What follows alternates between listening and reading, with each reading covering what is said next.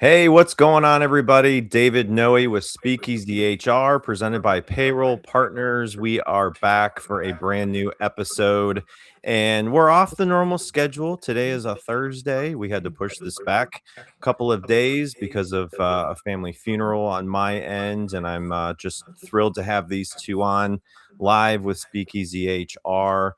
So I am thrilled to have back to SpeakEasy HR, Peter Phelan. Welcome, Peter. Welcome to you as well, our gracious host. Glad to be here and sorry for your recent loss. Yeah, thank you. And first time on SpeakEasy HR, Mr. Mark Miller. Welcome, Mark. How are you today, my friend? Thank you, David. It's a pleasure, and it's always great to be involved with a podcast with my friend Peter Phelan.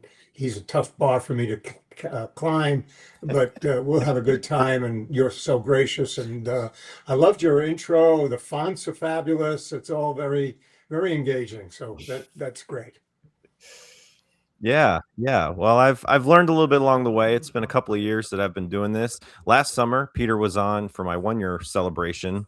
He was episode 37. So if you are going back into the library of SpeakEasy HR episodes, you can find Peter's from episode 37 last July. And so I haven't had too many people come back on, but I feel like you two have a little bit of humor to add to my week, and anybody else that's having kind of maybe a down week. And there is humor in HR, right? So that's what we're here to talk about. Absolutely, there has to be. Yeah, It's very important. Yeah. So we are live on LinkedIn and YouTube. If you are watching and have never caught an episode, welcome. Thanks for spending time with us. We're on YouTube and LinkedIn. And, when I started this, I wanted to create just an authentic, genuine, uncut, unfiltered conversation, kind of like bourbon behind me. And it's transpired into this fun conversation that I get to have with amazing people all over the world. And so when you think about the workplace right now and where people are with technology, having a sense of humor and being able to enjoy what you do, life is short, as I have recently had to reflect on, losing my grandpa of 98 years old. And so here we are. And I hope everybody listening to this, whether it's the recording or live, really enjoys our conversation. So Peter, you have been on the show before, so I'll let Mark just kind of first tell a little bit about his background, what he's been working thank on. you. My background is all over the place. Over the many years I've been involved in HR and HR technology. I'm told it's over 40 years. So I've been involved with key punch cards when I first got a job after being a chemist for a while. And I'll always remember the interview I had with the guy that ended up being my boss at a company called Information Science. And I went in there after being a bench chemist, and he turned out to have been a chemist at Dow Chemical. So making all the mistakes a recruiter would do right now, he basically said, "Oh, I was a chemist. I worked at Dow. You were a chemist. You worked at Geigy. I guess you're good. You're hired." That was my first introduction to what HR was all about. And the company was the first HR technology vendor. They created the term HRIS, Information Science. And then from there, I was very visible in speaking engagements for them. They ran the first bunch of conferences that weren't tied to a particular vendor, but they were open to everybody. And then I went to Towers Perrin and PricewaterhouseCoopers and Boeing Computer Services, all small lengths of time. And eventually I started my consultancy back then in 1983 and started doing the vendor evaluation, needs analysis that I was gotten a reputation for. But at the same time, doing a lot of speaking engagements and talking about this intersection of people and technology and HR. And because of this topic is so important about the humor in HR, which I'm so thrilled to be invited along with Peter, that's always been a part of my approach to making presentations. So I'll just stop there and let Peter go back on, and then we'll get into it. Oh, thank you very much. It's great to have you on, Mark, and it's been a pleasure to get to know you a little bit before today, as we've had a couple of conversations and recorded a promo video on here. And Yeah. so Great to have you on. And you are an author. You wrote a book, right? Yes, I've written 3 books. Back then, the first one was Heroic HR, over a decade and a half ago. Then The Death of HR, where I killed off the character named Harriet Rose Job. And but she then became resurrected because of Connie Vid. COVID entered the workplace. And now I'm working on, and then I created Immortal HR as a result of that. And now I'm creating a second edition because in the last 2 years, everything has changed. So I just felt I had to, and we'll talk about that as well. Yeah. Very good. Well, Peter, for those who don't know you, share a little bit about your background. Sure.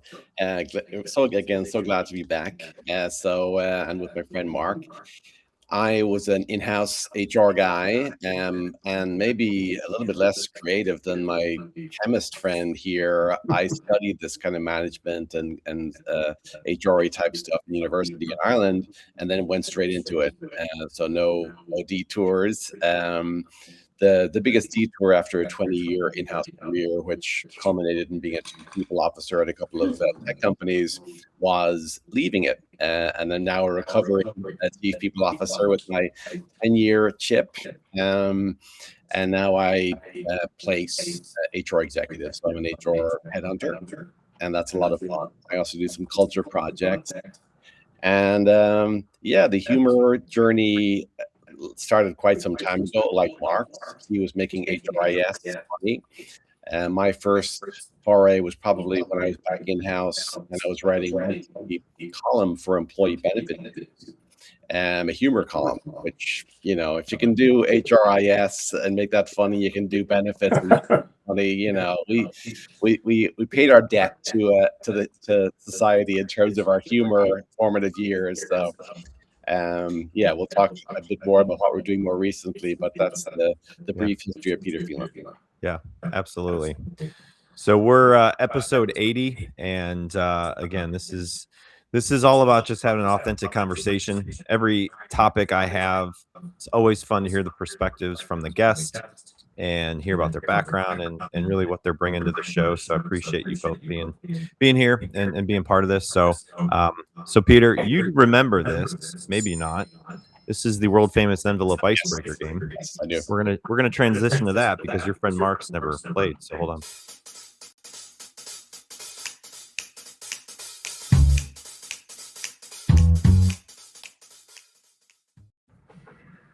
All right, Mark. So this is envelope icebreaker game is 15 envelopes. You get to pick a number, and there's a question inside that is very fun, exciting. Number 4. 4. Okay, here we go.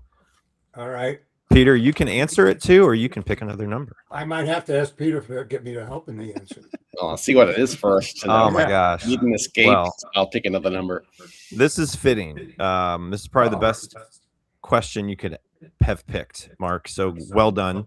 What's something recent that made you laugh out loud? Nothing recently.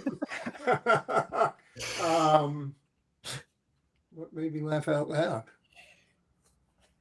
See a movie lately, or I'm thinking about it. No.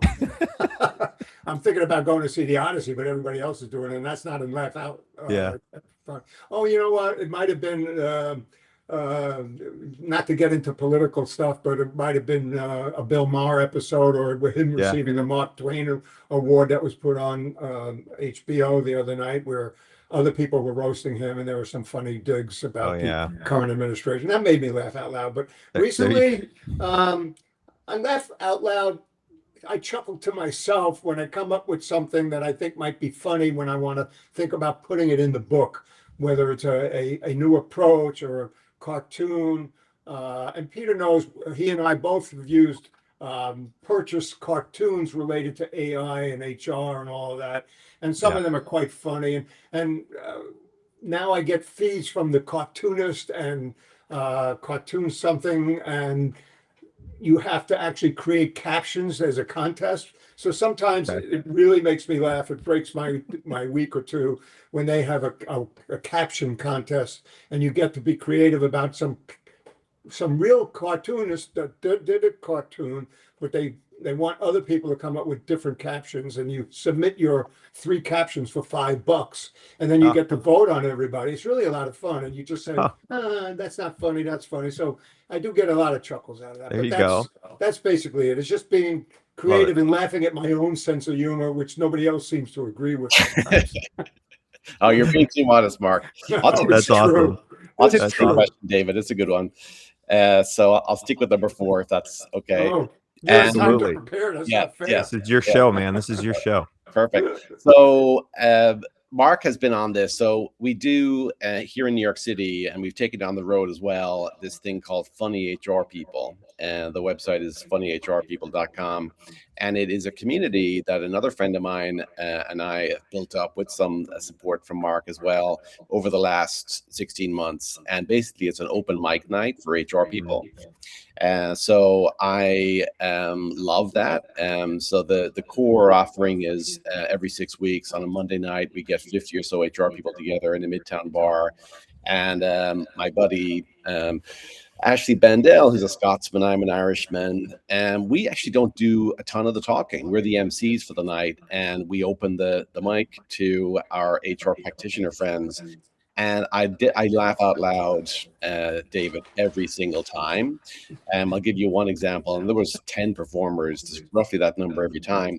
But this one performer, Cassandra, hopefully she's tuning in, had this excellent bit on jettisoning a boyfriend. And she presented it in the framings and the tropes and the language of a termination meeting. We've been giving some feedback over a period of time. We haven't seen the change we needed. And she had 4 minutes on terminating this boyfriend, and it was chef's kiss good. Perfect. Yeah. I have to say, David, I've been honored to be at a couple of these HR Funny People things, and they've recognized me with some funny looking monument or award. And it's so invigorating to hear other people laugh. And it just shoots your brain with endorphins or whatever they call it. And you feel so good, even though maybe only 1 or 2 people laugh. And over the years, I've told people who are concerned about making presentations, just focus on a couple of friendly faces. And even if you're talking to 5,000 people and you're worried about that size, I said, don't focus on the size. Look at the smiling people that you could see and just focus on them, and you'll feel a lot better. But if I might, when Peter's talking about somebody that did a thing on his HR stand-up, I have these 2 things that he allowed me to do. This is Harriet Rose Job talking to Arturo Intelligente. We're not going to go through it, but there's a script that I created with Peter's guidance, and we performed that together, Peter and I, a couple of times when we created a show about nothing but humor in HR, based on Seinfeld's show about nothing in general. And in the show, we did the best of Peter and the best of Mark, and we've got various pieces of it. But one of the pieces was me standing on a chair or a crate on the balcony, being Harriet Rose Job as Juliet, talking to Arturo Intelligente as Romeo, and went into the byplay about that. And that got one, it made me laugh when I helped create it a little bit with ChatGPT, but it made me laugh to hear everybody else laugh and me smile. And I love doing that for Peter and Ashley. It was just great. Yeah, that's awesome. Well, thank you for playing the world famous envelope icebreaker game. We're going to shift gears and just a couple of messages from our sponsor. So hang tight and we'll be right back. Finding a new employee takes time and money. For one position on a single job board, you could easily spend a minimum of $5 to $10 a day advertising a job post. It's worth noting that the average time it takes to hire a new employee is 36 days. However, it can take longer than that. You could find yourself paying hundreds of dollars a month for a single job board. And if you're using multiple job boards for multiple positions, this could add up to thousands of dollars a month. There is a much simpler and more affordable way of finding the right candidate. At Payroll Partners, we offer an applicant tracking system to help manage your hiring process. Our ATS is customizable, allowing you to decide which days you want to run the job and when to close it so you don't break the bank. And this feature lets you e-blast your network, posting jobs on multiple boards at once, all managed in one location. Payroll Partners, elevating your payroll and HR experience. So if you are in the process of looking at your technology, how you're running payroll and hiring and all of the things with your people in your company, and it's just not working for you, you're looking for a better option, look us up, payrollpartners.net. Look me up on LinkedIn. Happy to hear about your situation and how we can maybe help customize a system for you. So now we are to the top shelf topic and why humor belongs in HR. So the first part of this is just a little warm up for you both. It's a rapid fire question segment, 5 to 10-second responses. So whoever wants to start, Peter, you've not played this. This is a new part of the show. So with Mark being the first time on, I'll let him start, and then you guys can go back and forth. So one word to describe great workplace culture. Respectful and trusting. What 2 words? I'll just say clear. Clear. Yeah. What's the biggest mistake leaders make with their people? Not listening. I'll say I agree with him, but I'll go with not trusting them with the full information, not trusting. Yeah. Favorite HR buzzword you wish would disappear?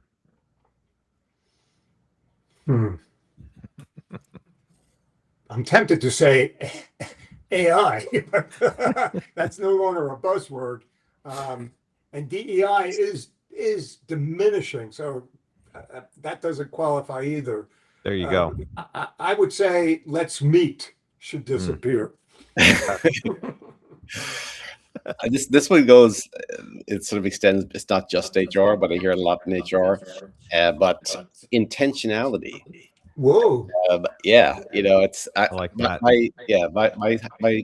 My gripe is that should be built in. You shouldn't have to go the extra mile by being intentional. It all should be intentional. What else are you doing if it's not intentional? That's a good one. Exactly. One of my previous guests, we were talking about magic wands, and she mailed me an actual wand, and it lights up and it makes noises. Oh wow! Good. She's like, now you have a magic wand, so you can just get rid of your problems. So I walk around the office with it. It's great. That's good. Hope it works. All right, coffee, chaos, or creativity? Which one fuels HR leaders?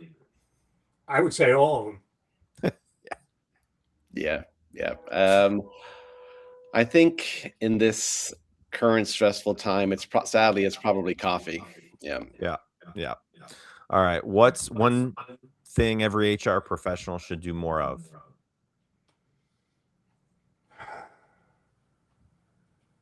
It ties to that other answer I gave about listening and trusting, and it's all. I think seeing the big picture is a good one as well. Yeah. And there's so many things that we could do to make our lives better. I think you can achieve seeing the big picture and light relief from other perspectives and things, all by being part of communities, be they our funny HR people or Disrupt HR or your local firm chapter or whatever it is.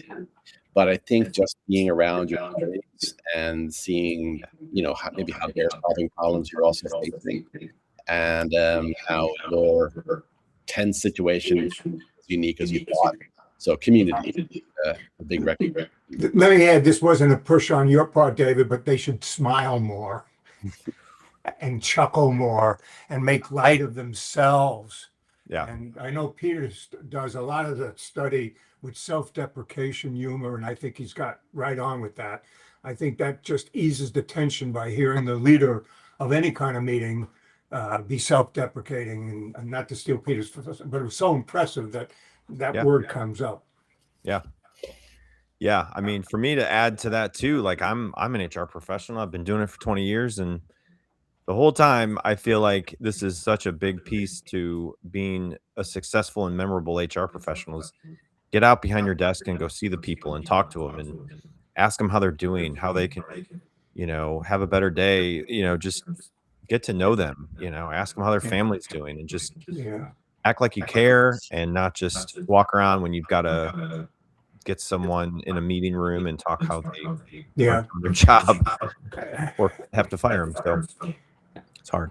absolutely. And I think self-deprecation ties to the way I use humor when I show film clips about people not liking HR or using voiceovers in some of the films that I've taken pieces of and changed their wording. And that's what comes back to being more memorable. And I've had attendees decades ago still come up to me saying, I remember when you used this clip in the Dirty Harry clip that I use. And I Yeah. could go through it for another minute or two, but I won't. But it's basically Clint Eastwood, and there's a follow-up. So when we have the time, I'll go through the backstory. But I basically have a clip from the Enforcer 1974 movie where he was offered a transfer to personnel and he had a reaction to it. And I show it, and it certainly jolted the audience in those days. Yeah, there you go. Bonus question: who has the better looking beard, Mark or Peter?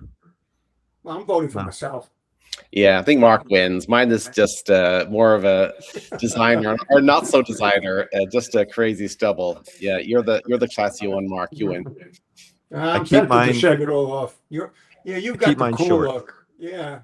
I try to keep haven't mine figured short out- because it's I too haven't white. figured out how to do that. Everybody I see on TV's got the stubble all over, and they purposely do that, and I still don't know how that works. So Oh, Yeah. you just put the beard trim on like a 4 or a 5. yeah, I know. Yeah. There you go. I don't know. It's like jumbo shrimp. Why do you have a bad trimmer for? It's an oxymoron. But maybe you're right. Okay. There you go. So, that makes you guys really small on there. I can't do that. So we are live on LinkedIn and YouTube. If you are watching live and have a question or comment, throw it in the comment section. Would love to hear from you. So a couple questions as we've kind of started this conversation. This one's for Peter to start out. So you've spent your career helping organizations really define building stronger cultures. What do leaders often misunderstand about their culture? And what does it really look like and really take to create a culture that people want to be a part of? Yeah. So I think cultures are very kind of living, breathing, dynamic things, and there's often a mistaken impression that you can kind of impose the culture top down, and it'll somehow stay the same or be what you want it to be, what you want it to be, even though you're hiring new people who are setting up new cultures in their departments. Maybe you're doing an M&A situation, and all of a sudden you're grafting in another 30% of the team. So yeah, the culture is a living, breathing thing. I think that's what people miss. They think they can slap some values on the wall, and now everyone's going to just make these part of their DNA and start behaving differently. So I think in my practice, as a kind of cultural consultant, sometimes I'll do a lot of data gathering in a kind of one-on-one safe setting, because other vendors who might help you define your culture would do it in a focus group setting. But as soon as you've got a bunch of people in the room, you've got politics. People won't be comfortable saying something that might offend somebody else or be at odds with the party line, especially if their boss is in the room and their bonus equity grant might be on the line. So I think a lot of just clean data gathering in one-on-one settings with a safe person, in this case the HR consultant, and then it's kind of playing that back. What the findings are, they might not be what the leader wants to hear, but it'll be as close as you're going to get to the truth. And I think it's up to leaders to kind of embrace that and not to stick the ostrich head in the sand. Yeah. All right, Mark. So you've been helping organizations leverage their HR technology for decades. How can HR leaders embrace technology right now and AI while making sure they don't lose that human connection that HR, makes so valuable still? Yeah, it's a good question, David. There's no simple answer, but one that I seem to feel does help out would be everybody's in a stress mode, and the workforce is in an era of disquietness, and they're concerned about, am I going to lose my job to AI, or am I going to lose my job to a robot humanoid, or am I going to have to sit in the next cubicle with something that looks like a person, but it's basically made out of metal?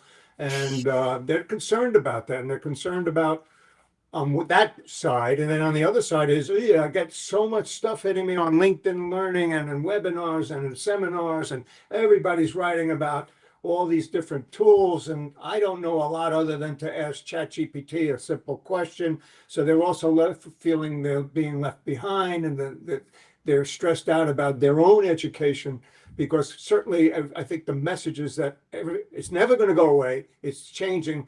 And it's critical. So I'm thinking that the concept, to answer your direct question, is leadership should provide a non-stressful sandbox environment, having their employees at their own pace experiment with no pressure, no deadline, no project aim, other than to learn the tool and see the power of it, and to do it on company time with good support, and making sure there's a sense of, this is great for all of us. We want you to learn this, no pressure, do it on your own. Here's a sandbox. You can't screw up anything. You can't leak anything, and go play. Yeah, definitely. So Peter, values are often displayed on walls and websites, but sometimes they don't show up in everyday behaviors. So how can an organization move from simply having all those values and whatnot, but to actually live them, and maybe throw in some humor, fun to the situation? Yeah, for sure. So yeah, I think kind of to pick up on my last point is, get to some values that the majority of the team will actually get behind, because, if you've got these 5 values and you gather all the data, and the existing values are ranked, and one of them is just completely tanked, that, the CEO might not like it, but their favorite value might be just completely nonsense to the broader population, I'd say kill it. Add maybe some hidden strength that you discovered in the data, replaces it as this new value that people are actually going to get behind. So in terms of like strategies to make them live and breathe, and my last in-house job, we had awards, based on the value. Once they had been safely vetted, they were actually true, we felt, okay, now we can do some nominations, things that people actually like or celebrate. And the acronym for values was CAPES. So we had an actual cape that the first winner was oddly proud of wearing around the office. He looked like a kind of a nerdy superhero. So that was a fun thing. And then I think this wasn't necessarily a value, but we definitely embraced humor in that company. So instead of the snarky sign over the sink, because it was nobody had the bandwidth to be the cleaner upper for everybody else. So instead there was a nice little meme of Morpheus from the Matrix, doing, what if I told you, that dishes wouldn't wash themselves, kind of thing.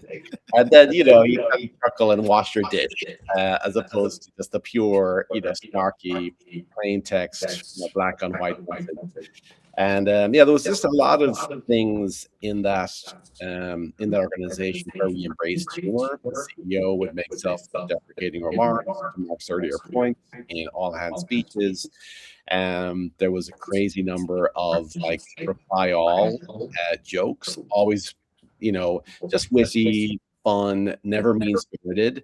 So it was almost like there was a culture of like a sparring match of wits in a positive, funny, never mean-spirited way, and it made the culture. Yeah, that's awesome. Fantastic. So yeah, we're having an afternoon party, Jen. This is where it's at today on LinkedIn and YouTube. So thanks for joining. And if you have any questions for these two fine human beings, let us know. Throw them in the chat. So I've got a couple of images that you both have sent. So Mark, I'm going to bring one up, and I want I want you to explain what's going on here. Part of my being is when I make a presentation is to use images of real actors or actresses, which are people in the audience or friends of mine that I've recruited.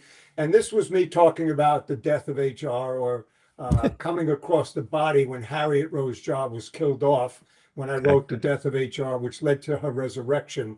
And this was done in Atlantic City when I was a mega session.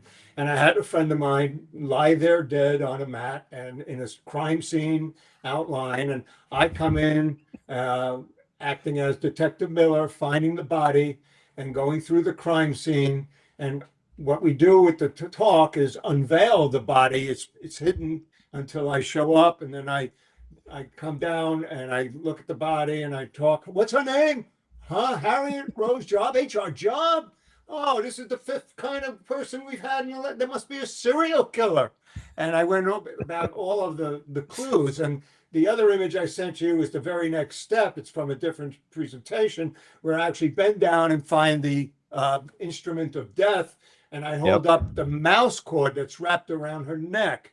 And somehow at once ad-libbed this comment. Oh, a mouse cord. That must have what killed her. And then I looked, who has a cord on a mouse anymore? And that always got a laugh. And people still remember that to this day. So I try to use humor wherever I go in terms of making the presentations of what killed Harriet Rose off, who were the suspects. And I use some clever names in all of my books recently about people like Chet GPT and Arturo Intelligenti. And in the second edition that I'm working on, we have A. Claude Gentic, along with hallucination, and having conversations sprinkled throughout the book about these people.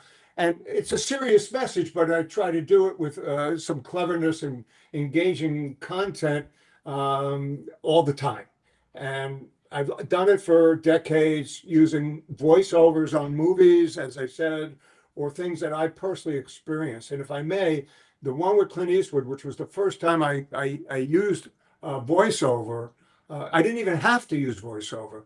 But I do want to say that in the movie The Enforcer, which is the third of the Dirty Harry movie, and I know I'm an aging boomer, such the name boomer, but the people that might remember who Clint Eastwood was, other than an old curmudgeon producer director, he was a famous actor on TV and Rawhide and all that.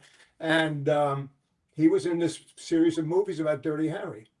So at one point, I show the clip of him taking an unmarked police car through the plate glass window of a liquor store, taking his .357 Magnum and shooting it up. And there was a crook holding a shotgun to the head of somebody. And eventually he got rid of everybody and walks back out and gets into this car and he shot everybody. And then he gets called into the commissioner's office.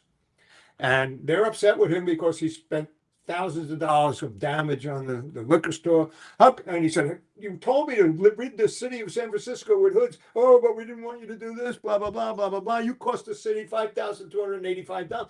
How could that be? Well, you got the plate glass window, you got this, plus we're going to be sued by the hostages and all that stuff. And he said, Harry, I've been on the phone with the mayor about this, and this has got to stop. And Harry didn't say anything, and he says, well, I've got work to do. And he says, but not in homicide. And Harry says, what? And the commissioner, who's standing behind a desk with a cigar, says, you've been transferred to personnel. And Harry looks at him and says, this is what I use. Personnel, that's for assholes. And the guy stands up and says, I was in personnel for 10 years. And Harry just goes like this and walks out.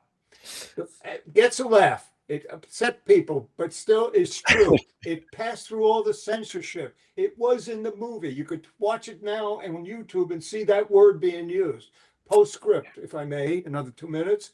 I was working in California. My client lived next door to an agent that worked and represented Clint Eastwood. I got his email and I got his address and I wrote him a letter describing what I do in speeches around the country, showing this clip and what he had to say about people in personnel and recognizing that he was the mayor of Carmel, California for a number of years. Yeah. So I said, Mr. Eastwood, would you mind telling me what your thoughts are about people in HR now that you have the experience on the administrative side? And he said, Mr. Miller, thank you. Although I don't need the publicity, thank you for showing the clip of this movie. And to answer your question, no, I haven't changed my mind one bit about people in personnel as the mayor of Carmel. And I have that response on my desk somewhere in Bennett. But it's hilarious, right? And it made me feel weird about communicating with him about personnel of all people. Right. But that's how and people still to this day remember that clip when it was a topic called leveraging technology and getting clout in HR. And I said, well, we have to start from where we once were. And that's where everybody thought people in personnel were not nice. Oh, yeah. Yep. It's changed a lot. I would hope. It's changed a lot. So another image that Peter had sent me, I'm going to pull up. Yeah. Oh, yeah. So this is just a few little, shots from HR HumoR events I've done this year, from Vegas to New York. And I guess the meta message, is that there's an awful lot of stress going on with AI. So the idea was that another AI, the amusing Irishman, might alleviate some of the stress by, looking at the lighter side. Because, if you're just constantly ingesting, AI this, AI that, and going from your busy job to networking session to event to conference, and it's all the same kind of dizzying level of change. Maybe there's a space for some light relief, and that's the lane I've chosen. That I do, various different kinds of comedy shows, usually featuring some impersonations of Larry David or Peter Griffin. There's a lot of different characters, but I just think there's so much going on now. It's almost like in the stressful decades 100 years ago, where vaudeville had this place as a sort of kind of escape from strange times. We need an escape now as well, and that can be at a funny HR people, comedy club night. It can be just a networking session with no humorous agenda, but just like not talking about AI for 5 minutes. Your HR friends might be nice. Or just not having to be on all the time. I think is super important right now, and I try to do my bit. Yeah, Larry David, I think he's coming out with a new series, isn't he, on HBO? Or Yes. Is it out? Okay. Yeah. It looks very fitting into what he's made a name for himself. So I'm excited to watch it. Have you watched it yet? Not yet. Not yet either. All right. Well, this has been awesome to share some of these pictures here with you all. And for those who can't obviously see it, if you're watching it on demand later with audio, you'll have to go into YouTube and find it so you can see what we all were just looking at. So both of you can answer kind of this, and I know we've got a few minutes to go through some of these additional questions. And if you are watching live, have a question for these two, throw them in there, how you can try to apply your situation and into a question. So from really what this show is about, authenticity, but adding humor into it, right? Some of those things aren't always words people associate with HR. So why do you believe bringing more personality and connection and even laughter into HR can actually make leaders more effective? I could go first. I think that the humanization of leadership is important. We've already talked about self-deprecation. Yeah. So in my in-house work and a little bit as a consultant, I think laughing at yourself can be a trust accelerator. And when you do have a few whiskers that are not their original color, like Mark and I, you can talk about yourself in a self-deprecating way without necessarily losing credibility. Maybe a first-time manager is in your office and they're struggling with doing some basic thing that might seem obvious to the Mark or my age. But when you can cast your mind back to when you were a first-time manager and maybe you were like blind to that obvious thing as well, it helps to tell them and say, oh, yeah, hey, I'm having pattern recognition here. You're not alone. I also failed to communicate expectations of my direct reports, effectively. I thought that if I just gave them the 10,000-foot view and that they would just run with it, I didn't know that, some would need more handholding than others or whatever the case may be, but the same rookie mistakes, you can just kind of say, oh my God, I've been there. And even tell a self-deprecating story about just how badly you did it the first time, because we're all living and learning every day, and we have these gaps in knowledge. Like, I'm from Ireland, for example, and I remember a couple of years after I arrived, my boss had been kind enough to bring me along to this Fidelity conference with a lot of senior HR people, and I was like this 23-year-old, and kind of proud of myself to even be in that room. And then people are asking about, where do you work? Where do you work? And so I said to this guy, what do you do? What does your company do? Now, I'm still embarrassed to this day that I didn't know, but it was almost like one of those situations where the music stopped in the room and all the heads turned, because the company was like, a Fortune 10 company. It was like not knowing what Coca-Cola or Walmart was. But I was just off the boat. It wasn't my fault. I hadn't come across it, But the broader point is, we're all just figuring things out. We're on a journey. And if you can tell stories about, how you screwed up when you were trying to do that thing, it might, feel like you're the partner to this person to whom you're giving feedback and guidance to, and not the scolding teacher. Yeah. That's great. Yeah. 100%. Anything to add to that?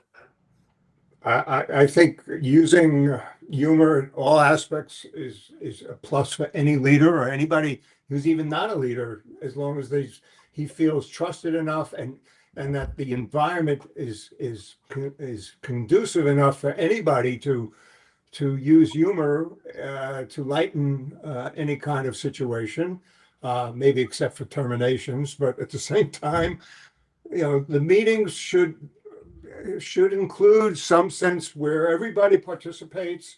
I'm always a fan of delegating the facilitation of a meeting on a rotating basis, so it doesn't have to be one leader calling a meeting and running a meeting, and having it in a lighter atmosphere. It doesn't have to be in an office. It could be in the cafeteria. It could be a nearby restaurant, whatever. I think over the years and years ago, the team building exercises, people doing kayaking together and making all these other things, that was poo-pooed, but it's still important for people to trust each other when they're working on a project together. And now the question is, well, what happens when you're working on a project with a non-human? And that's where things are going in the future, where companies are looking at headcount and they're saying, well, do we count the robot? I mean, that's what we're all facing with, and that creates anxiety, and we've got to figure that all out and address it in front. We can't just fake it and say, oh, don't worry about headcount. So I think humor, trust, transparency, as Peter has said, it's all part of being a good leader, showing human qualities and empathy and all that. And I think we as a species, not just HR, are in a situation which is unlike anything ever seen. It's even the impact of AI and what we'll get to in terms of agentic AI and rogue AI is the way people are talking about it, and the number of things we see every day in our inbox is way more volume taking than when the internet was first created. This could be like fire. It could kill you and it could warm you. Mm-hmm. And we've got to figure this all out and not make light of it, but make it so that it's not always unfriendly and not always a threat. And the only way to stop a threat is by looking at it with a sense of humor, I think, and reality. And that's got to come across by every level of leadership. Yep. got a mini air horn now. This is Yeah, I my was fun wondering little about that one. Yeah. fun little toy. I love it. So yeah, and really, like, anytime you start a meeting, you know, I've gone in meetings and a lot of times it's just go over the agenda and it's, you know, a lot of boring stuff. It's like start with a couple dad jokes, right? Yeah. You know, what do you call fake spaghetti? An impasta. Oh yeah, that's a good one. You know, Yeah. I'm reading a book about anti-gravity. It's impossible to put down. Nice. Yeah, Just- right. It's all that good stuff. You know, so anybody can. can find those. You just go into anywhere and find good When dad Peter jokes. and I did the show about nothing but humor in HR, we purposely looked through 1,000 cartoons and then paid for the ones we wanted to put into our show to Yeah. break the acts that we had. And I'm putting some cartoons now in my next edition just Okay. to break the seriousness of what we're discussing in the book. And the book itself is a funny precept. It's about fun people coping with AI. And yet I'm saying, I need some fake conversations between these characters and some cartoons about AI and humans and all of that. So I think that's the secret More the sauce. merrier. Yeah. 100%, Peter. 100%. And it makes the employee experience more memorable. I keep hearing about it, and I just put it in one of my recent blogs. I posted it today. It's 7 HR trends every company should be prepared for now, going into the fall of 2026. And one of them it's about the employee experience, and it's so important right now. Oh yeah. Mhm. Obviously, AI and the flexible schedules and all that, mental health, but the employee experience, if they enjoy the manager they work with Oh yeah. and they respect them, they trust them, they feel like, you know, the employees are going to be supported, throw in a little, you know, humor and just laugh at each other every now and then. Yeah. People are messy. People make mistakes. We're not perfect. Right. So don't take life so serious. Amen. You'll have better days, right? So we are live on LinkedIn and YouTube. I really appreciate everybody watching live and engaging with the episode. I'll leave you both with one final question to close this out. And you know, it's about one question, you know, that you would give every HR leader listening today to help them bring more fun and humor and humanity into their everyday work. And maybe it's something you've already brought up, we've talked about, or maybe it's something that if you had to just give them one piece of advice, what would it be? All right, I'll take a stab. Do whatever it takes as a leader to reduce anxiety, to reduce perceived pressure or actual pressure. And if that means starting a meeting with a joke, if that means being self-deprecating, if that means thanking somebody or being empathetic about what somebody's going through, it's showing the human qualities and recognizing that, like you said, David, we're all in this together. We all got to figure out what's best for us. And the us could be the company, it could be the individual, it could be the community. And HR is in that intersection all the time anyway. So I think it's de-stressing. Every leader should keep an eye on it, should not be giving out orders, should be inclusive and democratic to some degree in terms of decision making, and know that there's unexpected outcomes of every decision that we can't, as humans, yet, and that may change, we can't anticipate. Yeah. Got it. Cool. Peter. Yeah, I'd say, you know, to be on message for this session, you know, don't take yourself so seriously, would be the advice to the leader. And, you know, just like not curating your image as this perfect manager, you know, you can show some vulnerability and still be a very credible manager who's still their manager for a reason. But you could say you're struggling with, you know, X, Y, D. Doesn't mean you're not still a credible expert for the rest of the alphabet. And it'll, you know, you showing that you can let your guard down and not be perfect will allow them to ask for help when they need to. So yeah, don't take yourself so seriously. Yeah. I love that. Honored by the How about that? Well, I really have enjoyed having you both on. Usually I just have one guest, so this is definitely a little bit of a different cycle and conversation. So we made it work. We got it in, and I wish you both the best in your future work and your writing, Mark, and everything that you both are doing to bring the humor. And Peter, again, the HR funny people. Funny HR people. Funny HR people. Yeah.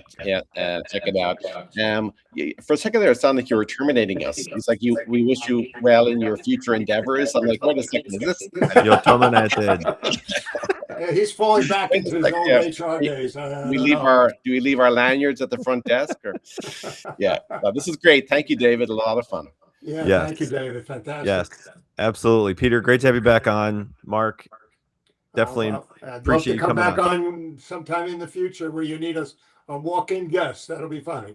We always need humor, and I don't always get it with guests. We talk about some really serious topics and not so serious topics, and that's what SpeakEasy HR is about. So, all right. Well, thanks everybody for joining us. Back at it next week. Brand new guest, and appreciate you guys coming on. Have a great rest of your day.